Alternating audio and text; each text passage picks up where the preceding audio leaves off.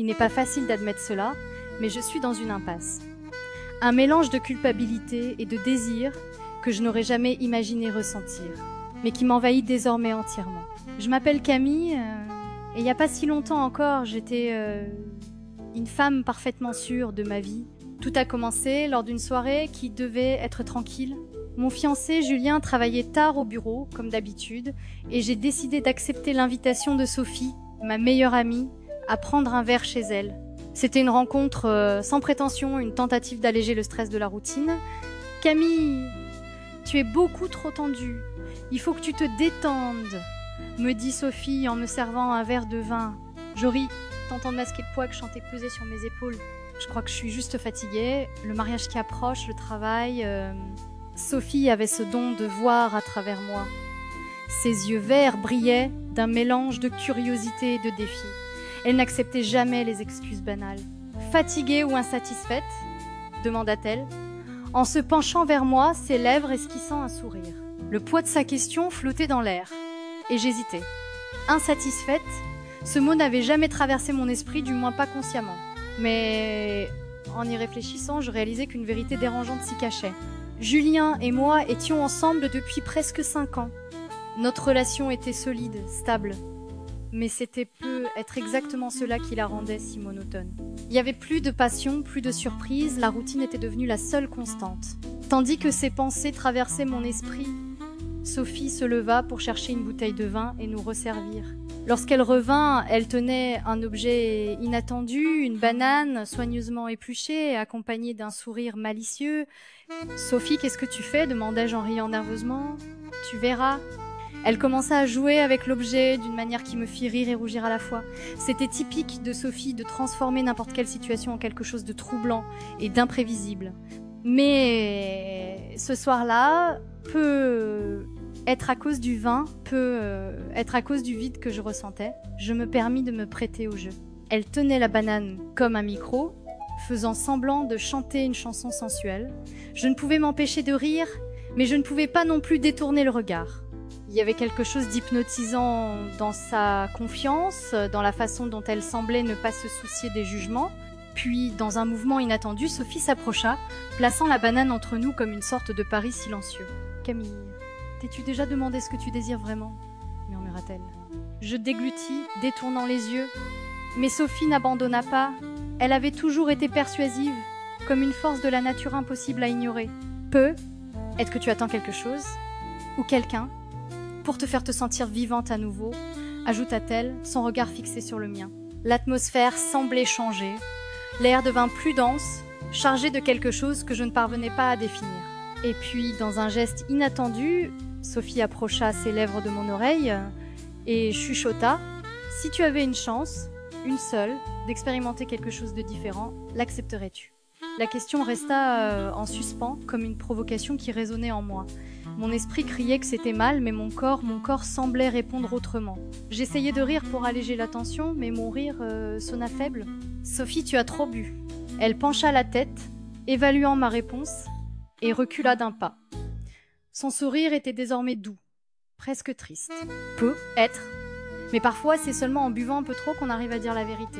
Nous restâmes silencieuses quelques instants, seulement bercées par le son lointain d'une musique dans la pièce. Je voulais changer de sujet, fuir ce moment qui semblait toucher quelque chose de très profond en moi. Mais Sophie, comme toujours, savait exactement comment me déstabiliser. « Tu sais que tu n'as pas besoin de te contenter d'une vie à moitié vécue, non ?» dit-elle, sa voix douce mais ferme. Ces mots restèrent gravés dans mon esprit tout le reste de la soirée. Quand je pris finalement congé de Sophie et rentrai chez moi, je sentis le poids de sa question planer comme une ombre. Julien n'était toujours pas rentré comme je m'y attendais. La maison était silencieuse et le vide semblait encore plus grand. Je m'allongeai sur le lit, mais le sommeil ne vint pas. Les mots de Sophie résonnaient dans mon esprit et d'une certaine manière son image aussi. Sa confiance, sa provocation, son sourire. Ce soir-là, pour la première fois, je me demandais si je savais vraiment qui j'étais. Dans les jours qui ont suivi ma rencontre avec Sophie, j'ai essayé de me comporter comme si rien n'avait changé. Mais c'était impossible. Chaque phrase qu'elle avait prononcée semblait gravée dans mon esprit, comme si elles avaient été marquées au fer rouge. C'était pas seulement ce qu'elle avait dit, mais la manière dont elle l'avait fait. Il y avait un poids, une invitation silencieuse et un sentiment de danger qui éveillait quelque chose en moi. Julien, comme toujours, était plus absent que présent. Le mariage approchait, mais je ne parvenais pas à ressentir l'enthousiasme que j'aurais dû avoir. Les réunions pour choisir la décoration, la planification du menu, tout cela semblait faire partie d'une chorégraphie vide de sens. Ce vendredi-là, Sophie m'envoya un message inattendu. « Sophie, ce soir, chez moi. » Pas d'excuses. Je restais fixée sur mon téléphone, indécise. Je voulais refuser, mais au fond de moi, je savais que j'en aurais pas le courage. Alors, j'écrivis une réponse brève. Moi, d'accord. Quand j'arrivais chez elle, quelque chose semblait différent. Les lumières étaient tamisées, une musique douce jouait en fond, et l'air était empli du parfum sucré des bougies. Sophie était pieds nus, vêtue d'une robe noire ajustée qui soulignait chaque courbe. Elle semblait parfaitement à l'aise, comme si elle savait déjà quel effet elle aurait sur moi. « Tu es venue », dit-elle avec un sourire, tenant un verre de vin tout en avançant vers moi. « Je pensais que ça me ferait du bien de me détendre un peu », répondis-je, tentant de paraître décontractée, mais ma voix trahissait une hésitation que je n'aurais pas voulu montrer. Sophie me tendit une coupe et leva la sienne. « Alors, portons un toast. »« À une seconde chance peut être, » proposa-t-elle. Bien que la phrase fût vague, son sens ne l'était pas. Nous assîmes sur le canapé et la conversation débuta sur un ton léger. Elle me raconta des histoires de voyage et un nouveau projet sur lequel elle travaillait. Mais au fil du temps, je sentis que la discussion prenait une tournure différente. Sophie avait cette capacité de diriger les dialogues vers des endroits inattendus. « T'es-tu déjà demandé à quoi ressemblerait ta vie si tu avais pris une autre voie ?» demanda-t-elle, se penchant légèrement vers moi. « Tous les jours !» répondis-je sans réfléchir, me surprenant moi-même par la sincérité de ma réponse. Sophie rit doucement, comme si elle s'y attendait. « C'est pour ça que tu es là, non ? Parce que tu en as assez d'ignorer ce que tu ressens vraiment. » Je déglutis, détournant le regard, je voulais nier, mais je ne pouvais pas. Il y avait quelque chose dans la façon dont Sophie parlait, dans la manière dont elle me regardait, qui me désarmait complètement. Elle se rapprocha, ses doigts frôlant doucement ma main. C'était un geste simple, mais chargé d'intention. Mon cœur s'emballa et une chaleur monta en moi. « Camille, tu sais que tu n'as pas besoin de dire quoi que ce soit, » murmura Sophie, sa voix basse et intense. Le silence entre nous était assourdissant. Il n'y avait plus de mots, seulement le son de nos respirations et cette proximité croissante. Sophie se pencha, ses lèvres à quelques centimètres des miennes, attendant une permission que je savais prête à lui accorder. Et puis, cela arriva. Ses lèvres touchèrent les miennes, d'abord doucement, mais rapidement emplies d'une intensité que je n'avais jamais ressentie auparavant.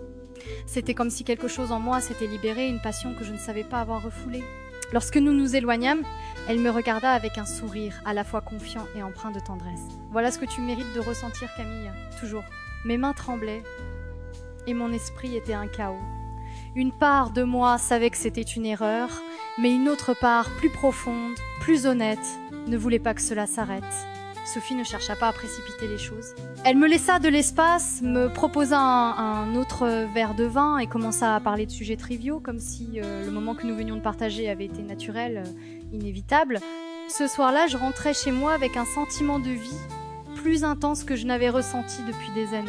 Mais avec cette nouvelle énergie vint une culpabilité, un poids qui s'installa dans ma poitrine dès que je posais les pieds à la maison. Julien était assis sur le canapé, son ordinateur portable sur les genoux comme toujours. Il leva à peine les yeux pour me saluer. « Salut. »« Tu rentres tard » dit-il sans émotion, avant de retourner à son écran. Je le regardais un instant, tentant de comprendre comment nous en étions arrivés là, comment pouvais-je me sentir si distante de quelqu'un avec qui j'étais censée me marier. Et plus important encore, comment Sophie avait-elle réussi à me faire sentir si proche en si peu de temps? Cette nuit-là, je me couchais à côté de Julien, mais mon esprit était ailleurs.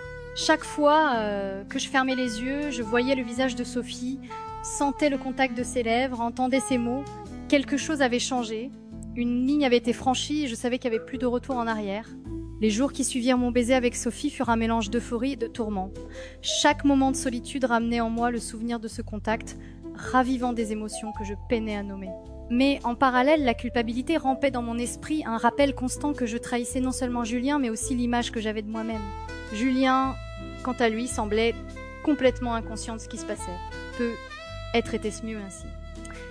Il s'immergeait dans ses réunions, ses appels, ses rapports, tandis que je faisais semblant que mon esprit n'était pas en plein chaos.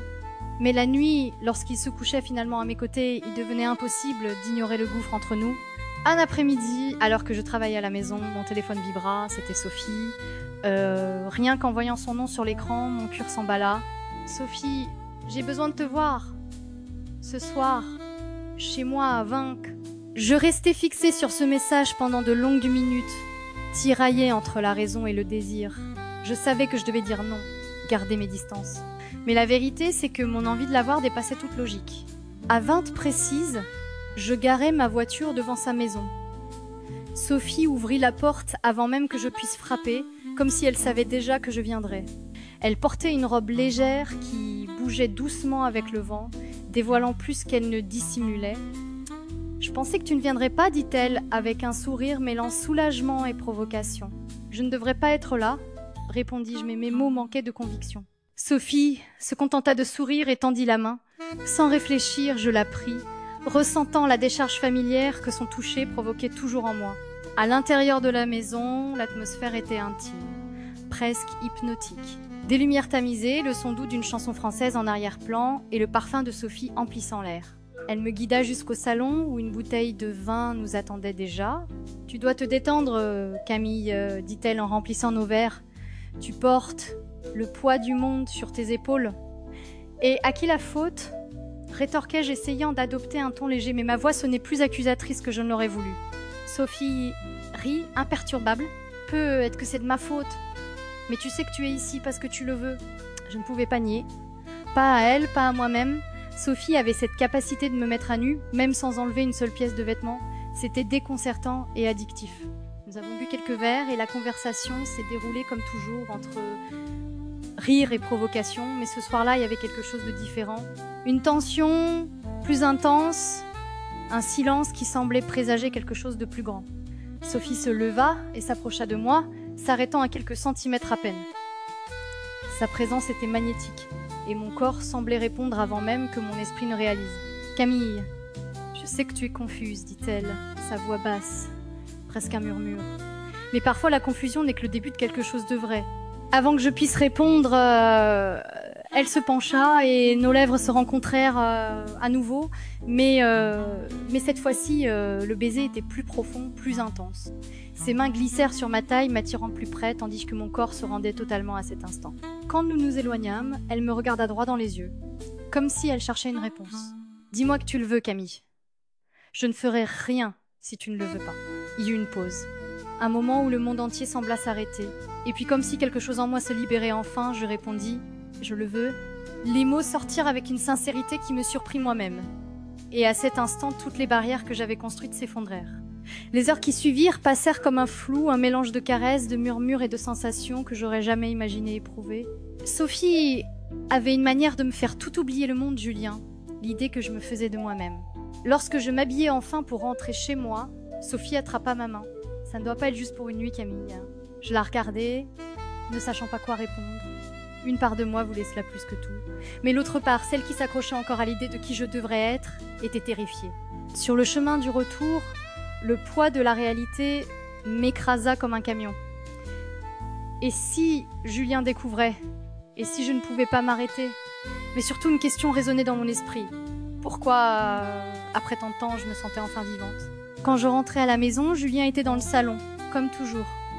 Il leva les yeux vers moi brièvement, puis retourna à son ordinateur. « Tu rentres tard, dit-il, sans même me regarder. J'avais un rendez-vous, répondis-je, tentant de sonner indifférente. Je montai les escaliers et me laissai tomber sur le lit, fixant le plafond. Mon corps portait encore les marques de ce qui s'était passé, et mon esprit était un tourbillon de pensées et d'émotions. Je savais que je jouais avec le feu, mais une part de moi ne voulait pas s'arrêter. Pour la première fois depuis des années, je sentais qu'une partie de moi s'était réveillée. Les semaines suivantes passèrent comme un tourbillon. Ma vie semblait divisée en deux réalités complètement opposées. Pendant la journée, j'étais Camille, la fiancée sur le point de se marier, occupée à préparer les noces et à maintenir les apparences. La nuit, quand le silence enveloppait la maison et que Julien s'absorbait dans ses rapports, j'étais une toute autre personne. Sophie envahissait mes pensées, mes messages et souvent mes soirées. Il m'était impossible de résister à sa force gravitationnelle. Chaque fois que je pensais mettre fin à tout cela, elle apparaissait avec ce sourire désarmant, ce toucher qui faisait vibrer tout mon être. Mais la culpabilité, la culpabilité était ma compagne constante. Un après-midi, alors que je choisissais des fleurs pour le mariage, Sophie m'appela. Mon cœur s'emballa en voyant son nom sur l'écran. Camille, j'ai besoin de te voir, maintenant. Sa voix était différente, plus pressante que d'habitude. Quelque chose me dit que cette conversation ne serait pas comme les autres. J'inventai une excuse pour quitter la boutique et me rendis directement chez elle. Quand j'arrivais, Sophie m'attendait sur le pas de la porte, les bras croisés et les yeux baissés. Une tension palpable régnait dans l'air, me coupant presque le souffle. « Qu'est-ce qui se passe ?» demandai-je en fermant la porte derrière moi. Sophie soupira et commença à marcher de long en large comme si elle cherchait le courage de parler. Julien m'a appelé. Mon cœur s'arrêta. « Quoi? Pourquoi ?» Il m'a dit qu'il se méfiait. Il m'a demandé si je savais où tu passais tes soirées, répondit Sophie en croisant enfin mon regard. Je sentis une vague de panique m'envahir. Julien n'avait jamais été jaloux ou contrôlant, mais l'idée qu'il puisse suspecter quelque chose me terrifiait. « Qu'est-ce que tu lui as dit ?» murmurai-je, ma voix presque inaudible. « Rien. » J'ai éludé la question et prétendu que je ne savais rien, dit Sophie, le visage sérieux. Mais Camille, je crois qu'il commence à assembler les pièces du puzzle. Je restais silencieuse, le monde s'écroulant autour de moi, tout ce que j'avais tenté de cacher risquait d'être exposé. Peut-être qu'il est temps que tu décides ce que tu veux vraiment, dit Sophie d'une voix ferme mais douce. Je la regardais, sentant un mélange de gratitude et de peur. Sophie avait raison, j'étais coincée entre deux mondes et cette indécision était en train de me détruire. Ce soir-là, je rentrais chez moi, l'esprit en ébullition. Julien était assis sur le canapé comme d'habitude, mais cette fois il semblait plus attentif. Ses yeux me suivirent alors que je retirais mon manteau et m'asseyais à côté de lui. « On peut parler ?» demanda-t-il d'un ton plus sérieux qu'à l'accoutumée. Je déglutis et acquiesçai. Bien sûr. Julien éteignit la télévision et se tourna vers moi. « Camille, quelque chose se passe ? Tu es différente. Détachée. J'ai besoin de savoir, est-ce qu'il y a quelqu'un d'autre ? » Mon cœur manqua un battement. C'était comme s'il pouvait voir directement à l'intérieur de moi. « Julien, Ma voix s'éteignit et pendant un instant, j'envisageais de mentir, de dire que tout allait bien. Mais quelque chose en moi refusa de continuer cette mascarade. « Oui, répondis-je finalement, ma voix ferme mais empreinte d'émotion, il y a quelqu'un d'autre. » Julien resta silencieux, comme si les mots n'avaient pas de sens. Puis, lentement, il hocha la tête, comme s'il s'était déjà douté de la réponse, mais que l'entendre restait difficile. « Qui ?» demanda-t-il, presque dans un murmure. « Sophie, dis-je, en le regardant droit dans les yeux, sans chercher à cacher quoi que ce soit. Pendant un moment, le monde sembla s'arrêter. Le silence entre nous était assourdissant. Julien passa une main dans ses cheveux, respirant profondément avant de parler. Je savais que quelque chose clochait. Mais Sophie, ça je m'y attendais pas. Il se leva, faisant les 100 pas dans la pièce, perdu dans ses pensées. Quand il se retourna enfin vers moi, ses yeux étaient pleins de douleur, mais aussi de résignation. « Je veux juste que tu sois heureuse, Camille, même si ça signifie que ce ne sera pas avec moi. » Ces mots me frappèrent comme un coup de poing. Je m'attendais à de la colère, des cris, des accusations. Mais au lieu de cela, il m'offrait quelque chose que je ne méritais pas, de la compréhension. Ce soir-là, Julien alla dormir dans la chambre d'amis et je restais seule dans le salon, tentant de digérer tout ce qui venait de se passer. Le lendemain, j'appelai Sophie pour lui raconter. Elle m'écoutait en silence. Et lorsque je terminais, elle dit simplement « Maintenant, tu es libre, Camille. Libre de choisir ce que tu veux vraiment. » Mais la vérité, c'est que même libre, je ne savais pas quel était le bon choix. Sophie était la passion, le désir, l'intensité. Julien était la stabilité, la sécurité, l'histoire. Et moi, j'étais perdue entre les deux. Ce soir-là, en fixant mon reflet dans le miroir, je compris une chose importante. Je n'avais pas besoin de choisir entre eux. Le choix que je devais faire concernait moi-même, qui je voulais être. Et pour la première fois, je me sentais prête à recommencer à zéro.